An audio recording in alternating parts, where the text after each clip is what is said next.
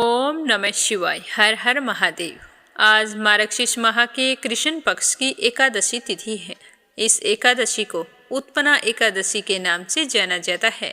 कहते हैं कि इसी दिन एकादशी माता की उत्पत्ति हुई थी। एकादशी माता का जन्म देवताओं की रक्षा करने के लिए हुआ था, इसीलिए एकादशी माता सभी देवताओं की प्रिय है। जो भी व्यक्ति आज के दिन विष्णु जी की पूजा करते हुए एकादशी माता का व्रत करता है, उसकी सारी मनोकामनाएं पूर्ण होती है।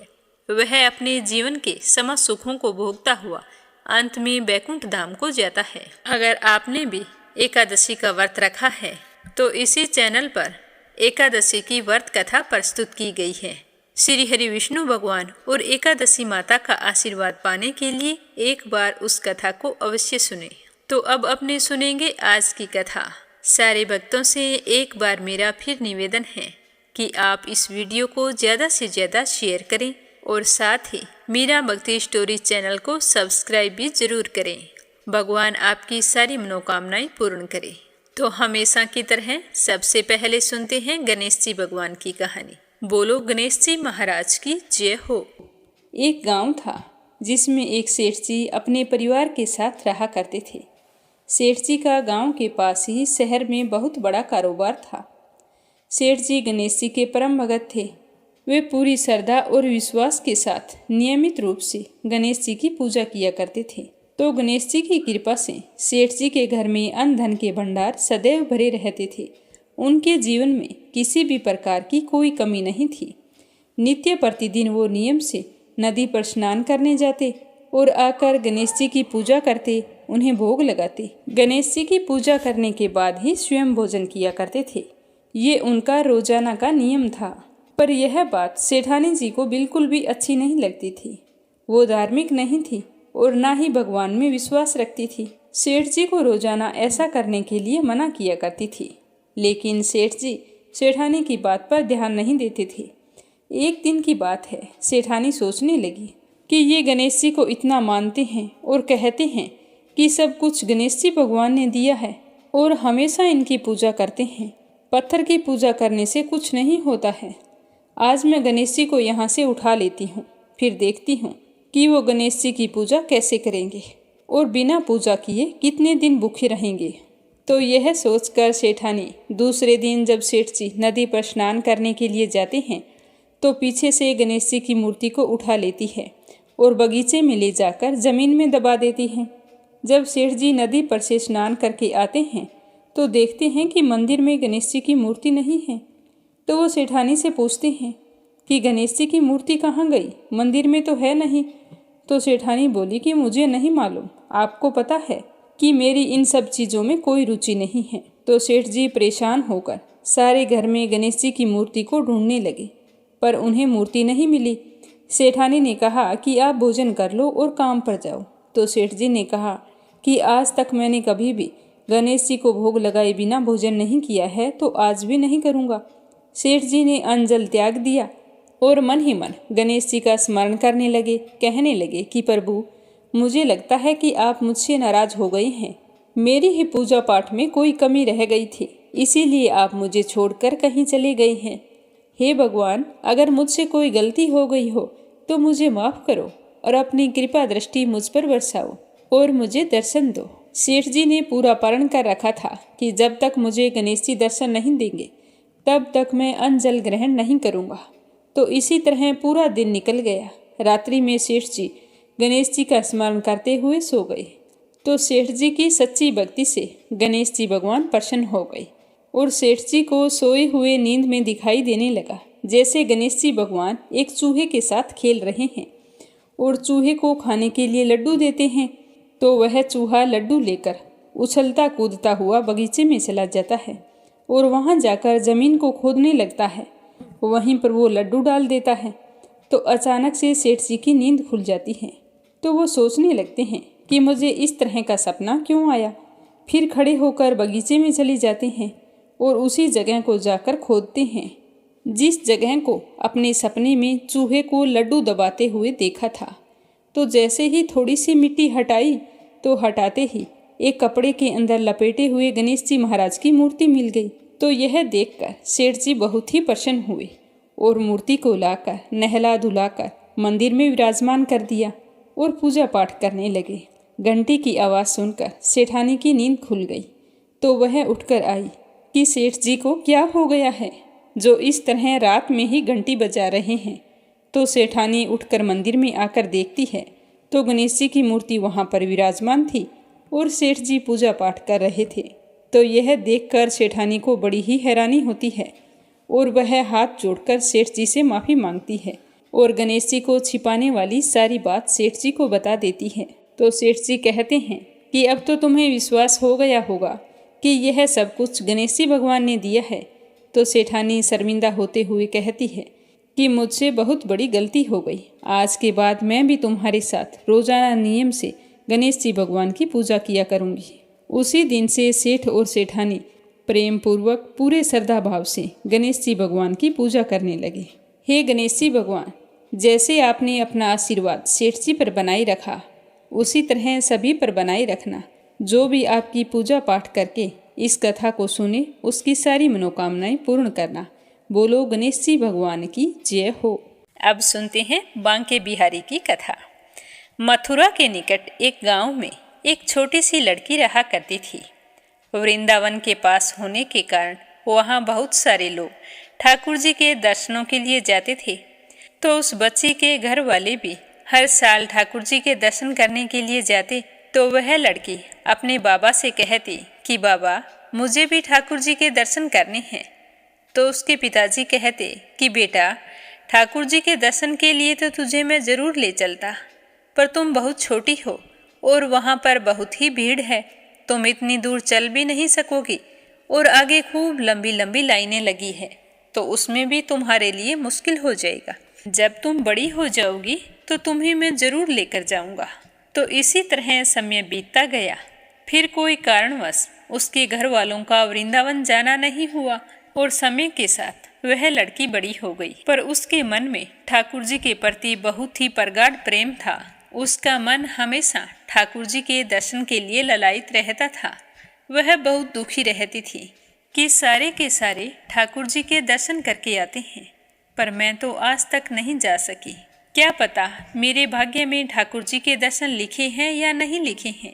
गांव में उसकी बहुत सारी सहेलियां थी, सारी की सारी ठाकुर जी के दर्शन करके आती थी और आकर उसके रूप का वर्णन उसके सामने करती।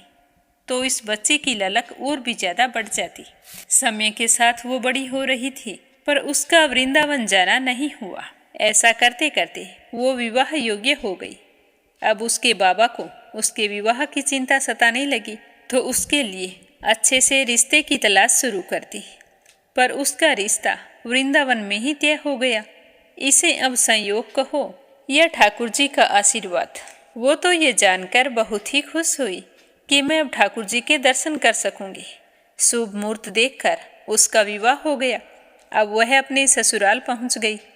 रस्म निभाने के लिए जब वह वापस अपने घर आई तो 1-2 दिन बाद में जब उसका पति उसे लेकर जा रहा था तो यमुना नदी के तट पर रुककर कहने लगा कि तुम यहाँ पर बैठो, मैं स्नान करके आता हूँ। तो वह लड़की वहाँ पर बैठ गई। अब उसका ध्यान ठाकुर जी की तरफ चला गया और सोचने लगी कि ठाकुर जी के दर्शन पता नहीं कब होंगे। उस लड़की ने बड़ा सारा घूंघट निकाल रखा था क्योंकि वो उसका ससुराल था। तो वह घूंघट निकाल कर बैठी थी और मन ही मन कान्हा जी का विचार कर रही थी कि देखो ठाकुर जी की कितनी कृपा है मुझ पर। मैंने बचपन से बजा है और दर्शन के लिए ललायत थी, तो उनकी कृपा से ही मेरा विवाह श्री धाम वृंदावन में ही हो गया है। मैं इतने सालों से ठाकुर जी को मनाती हूँ, पर मैंने आज तक उनसे कोई रिश्ता नहीं जोड़ा।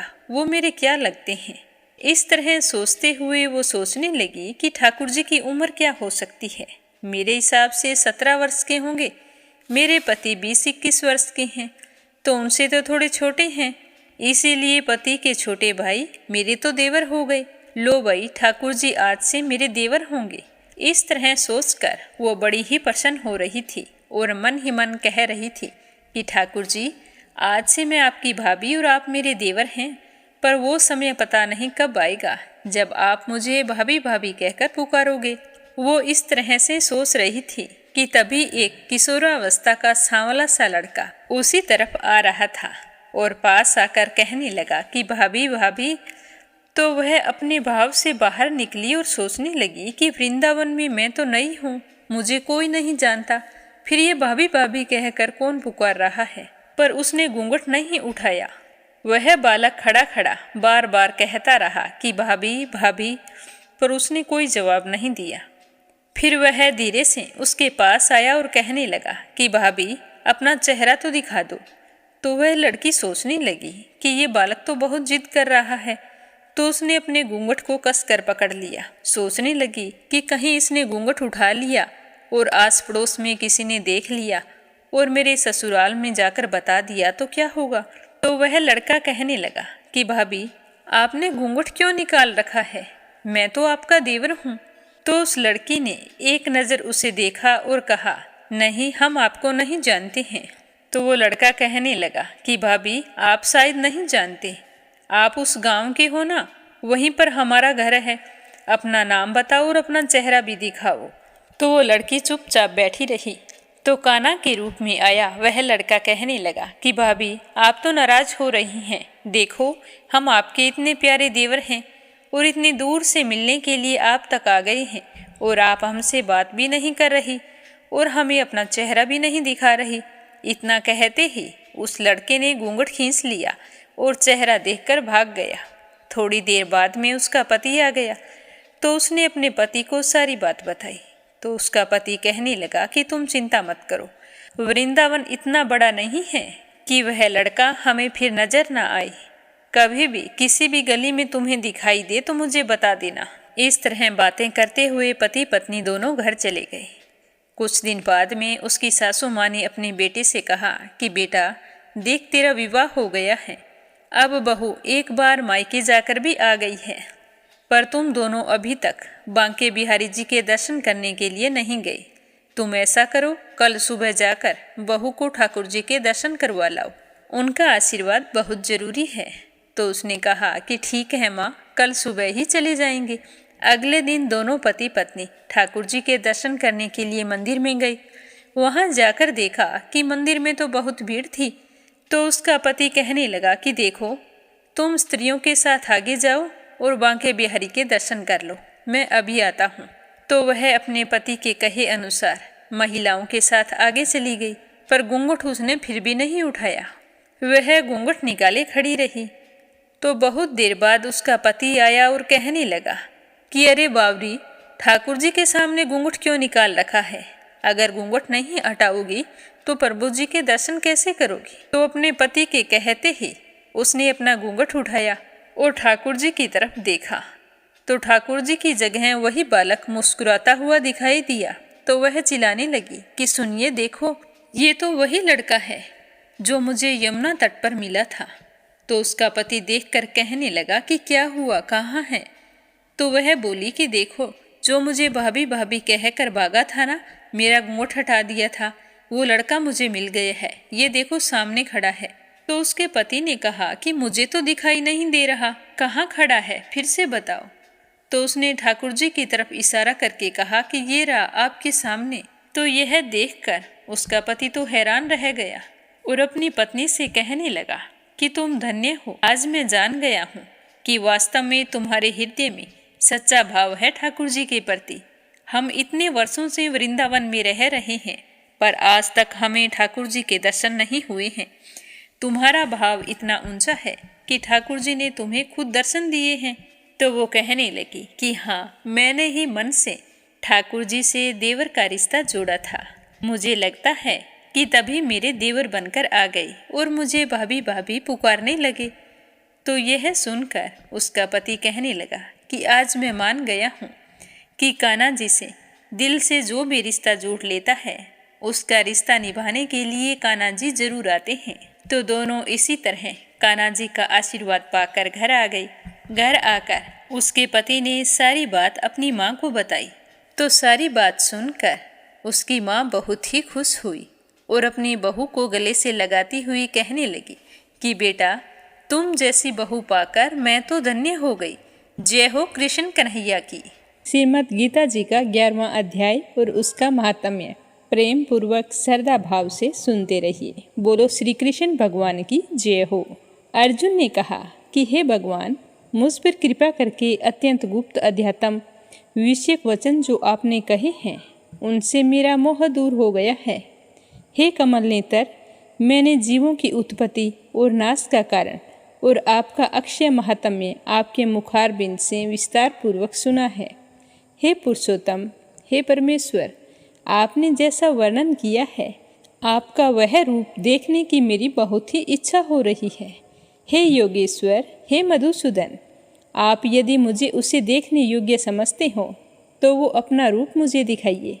तो श्री भगवान ने कहा कि हे पार्थ, नाना प्रकार के, नाना वर्णों के और नाना आकार के मेरे सत सत सहस्त्र सहस्त्र दिव्य रूपों को देख तुम्हारी प्रसन्नता के लिए मैं यह रूप जरूर दिखाऊंगा। हे भारत, तुम वसु, रुद्र, अश्विनी कुमार, मर्दुगण और पहले कभी ना देखे थे ऐसे आश्चर्य को आज देखोगे। हे गुणाकेश, चराचर सहित यह जगत देखो तथा और कुछ भी देखना चाहते हो तो यहाँ मेरे देह में देख लो, परंतु तुम इन नेत्रों से मुझे नहीं देख सकोगे, इसीलिए मैं तुमको दिव्य नेत्र देता हूँ, उनसे मेरा दिव्य रूप देखो। तो संजय ने धृतराष्ट्र से कहा कि हे राजन, इस प्रकार श्री कृष्ण भगवान ने अर्जुन से कहा और उनको दिव्य दृष्टि देकर अपना अलौकिक रूप दिखाया। उस विश्व रूप के अनेक मुख और अनेक नेत्र थे, उनमें से अनेक अद्भुत दृश्य थे और उनमें से अनेक सुंदर सुंदर आभूषण तथा आयुध सुसज्जित थे। देह पर दिव्य वस्त्र, गंध शरीर पर लेपे हुए, समस्त आश्चर्य में अनंत देव के सब ओर से मुख दिखाई दे रहे थे। आकाश में यदि हजारों सूर्यों की प्रभा एक साथ होती तो उस महात्मा की प्रभा की क्षमता नहीं कर सकती थी। उस समय अर्जुन ने देवादिदेव के शरीर में अनेक प्रकार से विमल इस समस्त जगत को एकत्रित देखा। तब अर्जुन आश्चर्य से हैरान हो गया और उसका शरीर रोमांचित हो गया। उसने शीश नवाकर हाथ जोड़कर कहा कि हे देव, तुम्हारी देह में सब देव भिन्न भिन्न प्राणियों के समुदाय कमलासन पर बैठे हुए हैं। देवताओं के ईश्वरमा, संपूर्ण ऋषि और दिव्य सर्पों को मैं देखता हूँ। हे विश्वेश्वर, तुम्हारी अनेक भुजा, अनेक उदर, अनेक मुख और अनेक नेत्र हैं। तुम्हारा रूप अनंत है, तुम्हारे अंत तथा आदि को नहीं देखता, किंतु समस्त विश्व में तुम्हारा रूप देखता हूँ। तुमको किरीट युक्त गदा चक्रधारी, चारों ओर से देदीप्यमान, तेजो राशि, स्वतर चमकते हुए अग्नि तथा सूर्य की भांति प्रकाशवान, दुर्निरीक्ष और अपरंपार देख रहा हूँ। मेरे मत से तुम्हारी ब्रह्मा को जानने की वस्तु, विश्व के महान आधार, नित्य सनातन धर्म के रक्षक पुराण पुरुष हो। मैं आपको आदि, मध्य तथा अंत से रहित अनंत शक्ति, अनंत भुज, चंद्र सूर्य नेत्र, जिसके कांतिमान अग्नि के सदृश मुख वाला, अपने तेज से इस संपूर्ण संसार को तपते हुए देख रहा हूँ। हे महात्मन, पृथ्वी और आकाश के मध्य की वह अनंत और संपूर्ण दिशाएं आपसे ही व्याप्त हो रही है। आपका यह अद्भुत और उग्र रूप देख तीनों लोग व्यथित हो रहे हैं। यह देखो, देवताओं के समूह तुम्हारी शरण में आ रहे हैं। उनमें कितने ही भयभीत होकर हाथ जोड़े तुम्हारी प्रार्थना कर रहे हैं। महर्षियों और सिद्धकों का समूह स्वस्ति कहकर नाना प्रकार से तुम्हारी प्रशंसा कर रहा है। रुद्र, आदित्य, वसु, साध्य, विश्वदेव, अश्विनी, मरुत, पितर, गंधर्व, यक्ष, असुर, सिद्ध इनके संग विषिप्त होकर आपकी ओर टकटकी लगाकर देख रहे हैं। हे महाबाहु, अनेक नेत्र, अनेक बाहु, अनेक जांग, अनेक पेट, कराल दंत युक्त तुम्हारा यह विशाल रूप देखकर सब अत्यंत भयभीत हो रहे हैं और मैं भी घबरा रहा हूँ। आकाश तक पहुँचे हुए प्रकाशमान अनेक वर्षों से फैलाए हुए मुख के जलने वाले विशाल नेत्र युक्त तुमको देखकर हे विष्णु, मेरा तो जी घबरा रहा है। मुझ में धैर्य धरा नहीं जा रहा है और चित्त स्थिर नहीं हो रहा। हे देवेश, हे जगन निवास, भयंकर दाढ़ों वाले और काल अग्नि के समान आपके मुखों को देखकर मुझे दिशाएं नहीं सूझती। मैं शांति नहीं पा रहा हूँ, अतः मुझ पर दया करो। धृतराष्ट्र के, दुर्योधन आदि पुत्र अपने साथ राजाओं सहित और भीष्म, द्रोण और कर्ण तथा हमारी ओर से मुख्य मुख्य योद्धा बड़ी बड़ी दाढ़ों से युक्त विकराल आपके मुख में शीघ्रता से प्रवेश कर रहे हैं, और उनमें से कितने ही लोग आपके दांतों में दबकर ऐसे दिखाई दे रहे हैं मानो उनका शरीर तो चूर्ण हो गया है। जैसे नदियों की अनेक जलधाराएं समुद्र की ओर बहती है, वैसे ही ये मनुष्य लोक के वीर आपके प्रज्वलित मुखों में प्रवेश कर रहे हैं। अग्नि में पतंगे जैसे गिरते हैं, ये सब लोग भी अपने नाश के लिए आपके मुख में तेजी से प्रवेश कर रहे हैं। हे विष्णु, जलते हुए मुखों से चारों ओर से सब वीरों को निगल कर आप जीभ चाट रहे हैं। आपकी तीक्ष्ण प्रभाएं समस्त संसार को तेज से व्याप्त कर रही है। यह भयानक रूपधारी कौन है? यह मुझसे कहो देवेवर, आपको नमस्कार है। आप मुझ पर प्रसन्न हो जाइए। हे जगतकर्ता आदि पुरुष, आपको जानने की इच्छा मैं रखता हूँ, क्योंकि आपकी यह प्रवृत्ति मेरे समझ में नहीं आ रही है।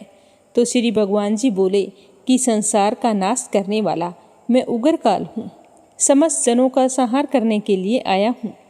तुम्हारे युद्ध ना करने पर भी ये वीर जीवित नहीं रह सकेंगे, अतः तुम उठो और शत्रुओं का संहार करके यश को प्राप्त करो और इस समृद्धशाली राज्य का भोग करो।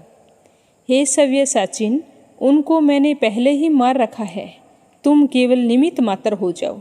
मेरे मारे हुए द्रोण, भीष्म, जयद्रथ, कर्ण और अन्य योद्धाओं को मारो। घबराओ मत, युद्ध करो, तुम संग्राम में शत्रुओं को जीतोगे। संजय ने कहा कि इस प्रकार श्री कृष्ण के वचन सुनकर मुकुटधारी अर्जुन ने हाथ जोड़कर कांपित और भयभीत हुए साष्टांग प्रणाम करके नम्रतापूर्वक बोले कि हे ऋषिकेश, आपके गुणगान करने से सब संसार प्रसन्न और प्रेम मगन है। राक्षस डर कर दिशाओं की ओर भागते हैं और सिद्ध आपको नमस्कार करते हैं। सो ठीक ही है। हे महात्मन, हे अनंत, हे देवादिदेव, हे जगन निवास, आप ब्रह्मा से भी श्रेष्ठ हो, इसीलिए देवता आपको नमस्कार क्यों ना करें। व्यक्त आप हो और अव्यक्त भी आप ही हो, तथा इन दोनों से अक्षर भी आप ही हो। हे अनंत रूप, आप आदिदेव हो, पुरातन पुरुष हो, विश्व के परम आधार हो, ज्ञाता और अजय हो, श्रेष्ठ स्थान आप ही हो, विश्व का विस्तार करने वाले आप हो। आप वायु, यम, अग्नि, वरुण, चंद्र, ब्रह्मा और ब्रह्मा जी के पिता हो। आपको नमस्कार है और फिर भी बार बार आपको ही नमस्कार है। हे सर्वस्वरूप, आप अनंत वीर्यवान तथा अतुल पराक्रमी हो। आप जगत में व्याप्त हो, इसीलिए स्वरूप हो।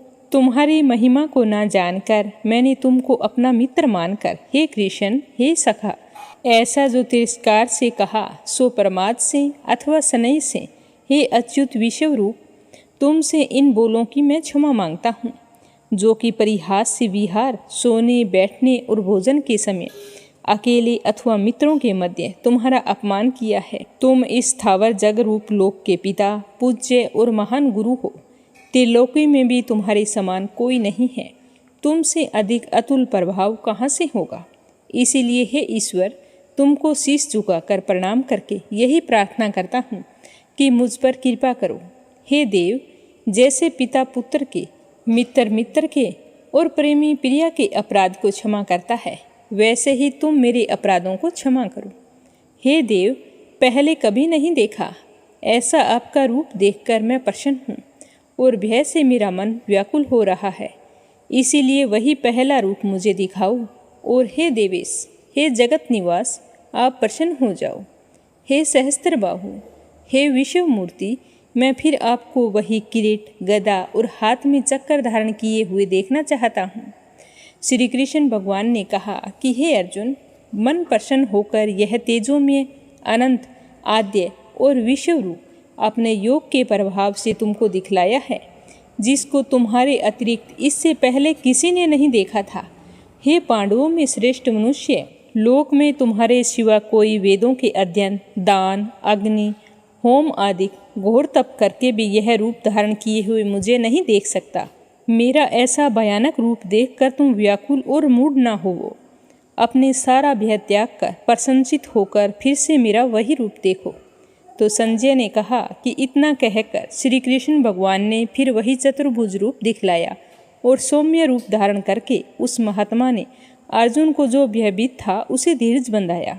तो अर्जुन ने कहा कि हे जनार्दन, आपके सौम्य दिव्य मंडल रूप को देखकर अब मैं प्रसन्नचित होकर स्वस्थ हो गया हूँ। तो श्री कृष्ण भगवान बोले कि हे अर्जुन, जो मेरा यह विस्मरणीय रूप तुमने देखा है, इसका दर्शन संभव नहीं है। देवता भी इस लय के दर्शन की आकांक्षा रखते हैं। हे अर्जुन, जैसा रूप तुमने मेरा देखा है, ऐसे लय को वेदाध्ययन, तप, दान, यज्ञ आदि कर्म करके भी देख नहीं सकते। हे अर्जुन, हे प्रतम, मेरा जो विस्मरणीय रूप है, इसको मनुष्य अनन्य भक्ति द्वारा जान जाते हैं और तत्व ज्ञान द्वारा इसमें लीन हो सकते हैं। हे अर्जुन, जो कोई मनुष्य मेरी भक्ति के लिए कर्म करते हैं, मुझे ही सर्वोत्तम मानते हैं और मुझ में ही भक्ति रखते हैं, सब सांसारिक संगों से मुख मोड़ चुके हैं, संपूर्ण प्राणी मात्र से वैर त्याग चुके हैं, वे ही मुझको प्राप्त हो सकते हैं। तो ये था श्रीमद् गीता जी का 11वां अध्याय। अब अपने सुनते हैं 11वें अध्याय का महात्म्य। श्री नारायण जी कहने लगे कि हे लक्ष्मी, अब मैं तुम्हें 11वें अध्याय का महात्म्य सुनाता हूँ, ध्यानपूर्वक सुनना। तुंगभद्र नामक एक नगर था जिसके राजा का नाम था सुखानंद। वह लक्ष्मी नारायण की सेवा किया करता था। वहाँ एक धनवान, धनपात्र, विद्वान पंडित रहता था। वह पंडित नित्य गीता जी के 11वें अध्याय का पाठ करता था और राजा भी वहाँ नित्य जाकर लक्ष्मी नारायण जी की सेवा करता और गीता जी का पाठ भी बड़े ही श्रद्धा भाव से सुनता था। ऐसा ही सेवा करते करते बहुत समय बीत गया। एक दिन राजा घर को गया। उस दिन बहुत अतीत देशांतर फिरते फिरते उस नगर में आए। अतीतों ने राजा से कोई जगह मांगी तो राजा ने बड़ी हवेली खुलवा दी और कहा कि तुम वहाँ पर रुक जाओ। तो अतिथि वहाँ पर रुक गए। राजा ने सीधा दिया रसोई कर कर अतीत बड़े ही प्रसन्न हुए। अमृत बेले राजा उनके दर्शन को गए थे तो राजा अपने बेटे को साथ लेकर गए। कई भृत्य साथ थे। राजा उस हवेली में गए और वहाँ पर जो महंत था उसके साथ राजा बातचीत करने लगे और राजा का पुत्र वहाँ पर खेलने लगा। वहाँ उस हवेली में एक प्रेत रहता था। उस प्रेत ने राजा के पुत्र को मार दिया। तो राजा के नौकरों ने राजा को खबर की। राजा को यह सुनकर बड़ा ही दुख हुआ। राजा सेवा करता था, कथा भी सुनता था, परंतु पुत्र मोह के कारण राजा के मन में दुर्बुद्धि आ गई और राजा कहने लगे कि हे संत जी, आपका दर्शन हमको बहुत फला है। एक पुत्र था, सो प्रेत ने मार दिया। तब ब्राह्मण ने कहा कि हे राजा जी, चलो चलें, देखते हैं कहाँ है तुम्हारा पुत्र। तो राजा, ब्राह्मण और महंत जी वहाँ पर गए जहाँ राजकुमार मरा हुआ पड़ा था। तब ब्राह्मण ने कहा कि हे प्रेत, तू इस लड़के पर कृपा दृष्टि कर, जो यह लड़का जी उठे, और मैं तुम्हें गीता जी के 11वें अध्याय का पाठ सुनाता हूँ। ध्यानपूर्वक सुनना, इससे तेरा कल्याण हो जाएगा। अब तू मुझे तेरे पिछले जन्म की बात बता। तो प्रेत कहने लगा कि मैं पूर्व जन्म में ब्राह्मण था। इस ग्राम के बाहर हल जोतता था। वहाँ एक दुर्बल ब्राह्मण आया था। वह इस खेत में गिर पड़ा। उसके अंग से खून निकलने लगा। तभी वहाँ पर एक चील आ गई और वो उसके मांस को नोच नोच कर खाने लगी। मैं वहाँ पर बैठा देखता रहा। मेरे मन में बिल्कुल भी दया नहीं आई कि इस ब्राह्मण को छुड़ा दूँ। इतने में एक और पंडित वहाँ पर आ गया और मुझे देखकर कहने लगा कि अरे हल जोतने वाले ब्राह्मण, तेरे कर्म तो चंडाल के हैं, तू निर्दयी है। तेरे खेत के पास ब्राह्मण का मांस चील खा रही है और तू छुड़ा नहीं रहा। तू आँखों से अंधा है क्या? तेरे इस कृत्य के लिए मैं तुझे श्राप देता हूँ कि तू प्रेत योनि पाएगा। तब मुझे अपनी भूल का पछतावा हुआ और मैंने उसी समय उस ब्राह्मण के चरण पकड़ लिए और विलाप करने लगा। मैंने कहा कि मुझसे गलती हो गई, अब तुम मुझे बताओ कि मेरा उद्धार कैसे होगा। तब पंडित ने कहा कि श्राप तो वापस नहीं ले सकता, प्रेत की योनि तो तुम जरूर पाएगा, लेकिन कोई तुम्हें गीता जी के 11वें अध्याय का पाठ सुनाएगा तो तेरा उद्धार हो जाएगा। तो इस तरह प्रेत ने अपनी कथा सुना दी। तो विपर ने राजा से पूछा। तो राजा ने कहा कि इसका उद्धार तो करिए, पर इससे कहिए कि मेरे बेटे को जीवित कर दे, मेरे इकलौता ही पुत्र है। तब विपर ने गीता जी के 11वें अध्याय का पाठ किया और प्रेत पर जल छिड़का, तो उसी समय प्रेत की देह छूटकर उसने देवदेही पाई। राजा का पुत्र भी जिंदा हो गया। प्रेत श्याम सुंदर चतुर्भुज रूप में खड़ा होकर सबका धन्यवाद करने लगा। तभी स्वर्ग से विमान आया और उसमें सवार होकर वह वहां से चला गया। राजा का पुत्र भी गीता जी के 11वें अध्याय का पाठ सुनने से श्री नारायण को प्राप्त हुआ। वह भी विमान में बैठकर बैकुंठ को चला गया।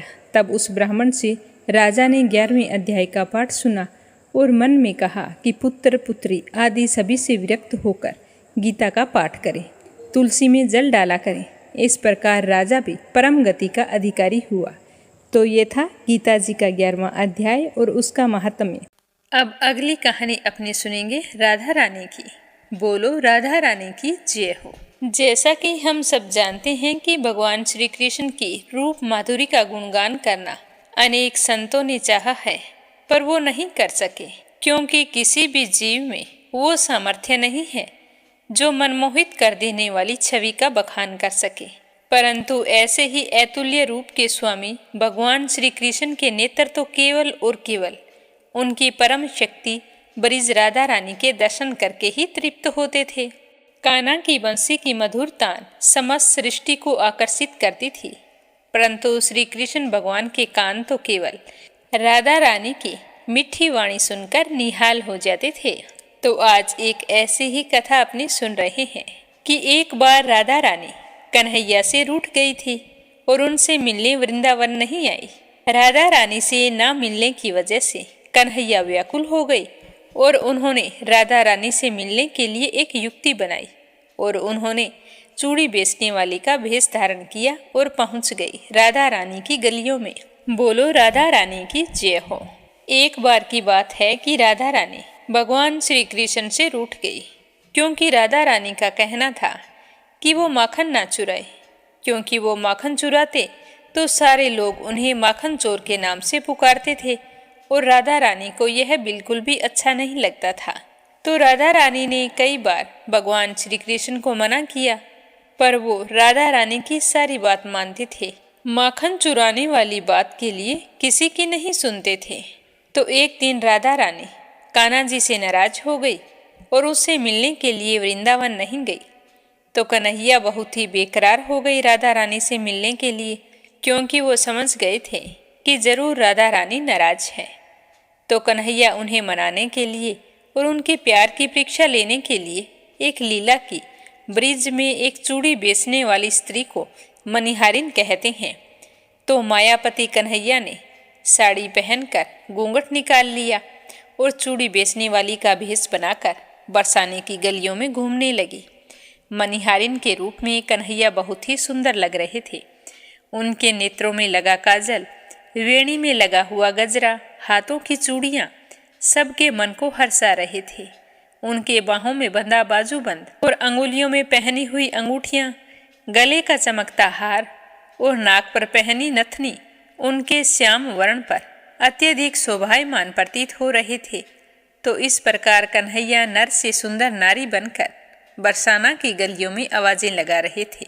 समस्त लोगों का स्वामी अपनी प्रिया को मनाने के लिए उनके महल के नीचे आवाज लगाकर चूड़ी बेचने लगे और बहुत ही मीठी मीठी आवाज से पुकारने लगे। तो उनकी मधुर पुकार सुनकर राधा रानी से रहा नहीं गया और अपनी ललिता सखी से कहा कि जाओ चूड़ी बेचने वाली को महल में बुलाकर लाओ। तो राधा रानी के कहने पर ललिता उन्हें बुलाने के लिए चली गई और कन्हैया चूड़ी बेचने वाली का रूप धरे राधा जी के सामने प्रस्तुत हो गए। तो उसे देखकर राधा रानी ने चूड़ी बेचने वाली से कहा कि सखी, तुम मुझे बहुत प्यारी लग रही हो, क्योंकि तुम्हारी कद काठी, चाल चलन और आवाज भी मेरे कन्हैया के जैसी है। तो यह सुनकर कान्हा जी को लगा कि कहीं राधा रानी को पता ना चल जाए। तो वो भयभीत हो गए और तुरंत अपनी बात बदलते हुए कहने लगे कि स्वामिनी, आपको कौन से रंग की चूड़ी दिखाऊं? लाल, हरी, गुलाबी, बैंगनी, पीली, मेरे पास सभी रंगों की चूड़ियां हैं। उनके यह बात खत्म होने से पहले ही राधा रानी बोल पड़ी कि मैं केवल श्याम रंग की चूड़ी पहनूंगी। तो यह सुनकर कन्हैया को थोड़ा अजीब लगा। तो वो कहने लगे कि स्वामिनी जी, मेरे पास इतने सुंदर सुंदर रंग हैं, फिर भी आपको श्याम रंग की चूड़ी क्यों पहननी है? तो उसकी बात सुनकर श्री राधा जी कहने लगी कि मेरे प्राणों से प्यारे कन्हैया का रंग भी श्याम है, तो सारी सृष्टि में उस रंग से प्यारा रंग मेरे लिए कोई दूसरा नहीं हो सकता। यह सुनते ही कन्हैया तो खुशी के मारे अपनी सुध बुध भूल गए और जोर जोर से नाचने लगे। नाचते नाचते उनके सर से साड़ी का पल्लू नीचे खिसक गया और उनकी चोरी पकड़ी गई। यह देखकर राधा रानी से भी रहा नहीं गया और उन्होंने अपने कन्हैया को गले से लगा लिया। तो इस प्रकार कान्हा जी और श्री राधा जी का मिलन देखकर सारी सखियां बहुत ही खुश हुई और राधा कृष्ण को बीच में लेकर उनके इर्द गिर्द नृत्य करने लगी। बोलो राधा रानी की जय हो, बोलो कृष्ण कन्हैया की जय हो। अब अपने सुनेंगे लप्सी और तपसी की कहानी। इस कहानी को कभी भी भूलना नहीं चाहिए। हर कथा के बाद लप्सी तपसी की कहानी जरूर सुननी चाहिए। बोलो लप्सी तपसी की जय हो। बोलो लप्सी तपसी की जय हो। प्राचीन समय की बात है, एक गांव में लप्सी और तपसी नाम के दो भाई रहा करते थे। तपसी हमेशा भगवान की सेवा में लीन रहता था, लेकिन लप्सी हमेशा सवा सेर लापसी बनाता, भगवान को भोग लगाकर फिर स्वयं भोजन कर लेता। दोनों भाइयों का यही नियम था। एक दिन दोनों भाइयों में बहस छिड़ गई कि कौन बड़ा है। तो लप्सी कहने लगा कि मैं बड़ा हूँ, क्योंकि मैं तो लापसी बनाकर भगवान को रोजाना भोग लगाता हूँ। मैं कभी भी भगवान को भूखा नहीं रहने देता। तो तपसी कहने लगा कि मैं बड़ा हूँ, क्योंकि मैं सारा दिन भगवान की तपस्या करता हूँ। तो इस तरह करते करते दोनों जोर जोर से लड़ने लगे। तभी वहाँ से नारद मुनि गुजर रहे थे। उन दोनों को लड़ते हुए देखा तो उनके पास आए और लड़ने का कारण पूछने लगे। तो तपसी कहने लगा कि हे देव ऋषि, आप ही बताइए कि कौन बड़ा है। मैं कहता हूँ कि मैं बड़ा हूँ। लप्सी इस बात को मानने के लिए तैयार नहीं है। ये कहता है कि मैं बड़ा हूँ। तो दोनों की बात सुनकर नारद मुनि कहने लगे कि मैं इसका फैसला तो कर दूंगा, लेकिन कल करूंगा। कल सुबह जल्दी आऊँगा और आपको बता दूंगा कि तुम दोनों में से कौन बड़ा है। तो अगली सुबह तपसी रोजाना की तरह नहा धोकर पूजा करने के लिए जा रहा था। तो रास्ते में उसे 1.25 करोड़ की एक अंगूठी मिली, जो नारद जी ने उसके आगे फेंकी थी। तो तपसी ने जल्दी जल्दी इधर उधर देखा और अंगूठी को उठा लिया और तपस्या करने बैठा तो अपने पैर के नीचे दबाकर बैठ गया। लप्सी रोजाना की तरह स्नान करके आया और 1.25 सेर लापसी बनाई। पहले भगवान को भोग लगाया, फिर स्वयं लापसी जीमने के लिए बैठ गया। तभी वहाँ पर नारद जी आ गए और कहने लगे कि लप्सी बड़ा है। तो तपसी कहने लगा कि इसका क्या कारण हो सकता है, ये कैसे बड़ा है, ये कभी पूजा पाठ नहीं करता है। तो नारद जी कहने लगे कि इसके मन में लालच नहीं है, जो भी करता है बड़े ही श्रद्धा भाव से करता है। इसका नियम है कि रोजाना भगवान को भोग लगाना। इसका नियम कोई भी भंग नहीं कर सकता, लेकिन तुम्हारा नियम भंग हो चुका है। तो तपसी कहने लगा कि कैसे, मैं नियम से रोजाना भगवान की पूजा करता हूँ। तो नारद मुनि कहने लगे कि तुम खड़े होकर अपना पैर उठाओ। तो तपसी जैसे ही खड़ा हुआ तो उसके पैर के नीचे 1.25 करोड़ की अंगूठी पड़ी थी। तो नारद जी कहने लगे कि तूने इसे चुराया है, जिससे तेरी तपस्या भंग हो गई है। तपसी हाथ जोड़कर नारद जी के सामने खड़ा हो गया और कहने लगा कि मुझसे गलती हो गई, आज के बाद मैं ऐसी गलती कभी नहीं करूँगा। मैंने बहुत ही सच्चे मन से पूजा की है। आप ही मुझे बताइए कि मुझे मेरी पूजा का फल कैसे मिल सकता है। मैं आपसे वादा करता हूँ कि आज के बाद मैं कभी चोरी नहीं करूँगा। तो उस तरह उसके दीन वचन सुनकर नारद जी को उस पर दया आ गई और नारद जी कहने लगे कि तेरी तपस्या का फल कार्तिक स्नान करने वाला ही दे सकता है। तो तपसी पूछने लगा कि वो कैसे। तो नारद जी ने बताया कि कार्तिक माह में कार्तिक स्नान करके जो भी सारी कहानियाँ सुनकर तुम्हारी कहानी नहीं सुनेगा, तो उसके कार्तिक स्नान का पुण्य फल उससे छूटकर तुम्हें मिलेगा। अगर कोई दिए से दिया जलाएगा तो उसका पुण्य फल भी तुझे ही मिलेगा। अगर घर की सारी साफ सफाई करके दहलीज की सफाई नहीं करेगा तो उसका पुण्य फल भी तुझे ही मिलेगा। रोटी सारी बना ले, लेकिन गाय और कुत्ते की रोटी ना बनाए तो उसका पुण्य फल भी तुझे ही मिलेगा। और घर पर बहन सुहासिनी आने पर उसे सूट, साड़ी, तीवल जो कुछ भी देते हैं। भेंट स्वरूप अगर कुछ पैसे नहीं देंगे तो उसका पुण्य फल भी तुझे ही मिलेगा। तो इस तरह नारद जी ने तपसी को पुण्य प्राप्ति का मार्ग बताया, जिसे सुनकर तपसी बहुत ही प्रसन्न हुआ और भगवान की पूजा में लीन हो गया। तभी से कहा जाता है कि हर व्रत कथा और कहानी के बाद में लपसी तपसी की कहानी जरूर सुननी चाहिए। इस कहानी को सुने बिना हमें चाहे कार्तिक का महीना हो या वैशाख का महीना हो, हमें उसके स्नान का पुण्य फल नहीं मिलता है। जब कहानी समाप्त हो जाती है तो इस तरह से कहना चाहिए कि लपसी का फल लपसी को मिले, तपसी का फल तपसी को मिले। हमारी कहानी का, हमारे पूजा पाठ और हमारे व्रत का पुण्य फल हमें मिले। तो आज का अध्याय समाप्त हुआ।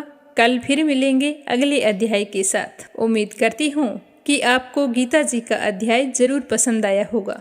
तो मीरा भक्ति स्टोरी चैनल को सब्सक्राइब जरूर करें और इस वीडियो को ज़्यादा से ज़्यादा अपने मित्रगणों में, रिश्तेदारों में शेयर करें। कान्हा जी आपकी सारी मनोकामनाएं पूर्ण करें। कल फिर मिलेंगे अगले अध्याय के साथ। आप सभी की मंगल कामना के साथ ओम नमः शिवाय। हर हर महादेव।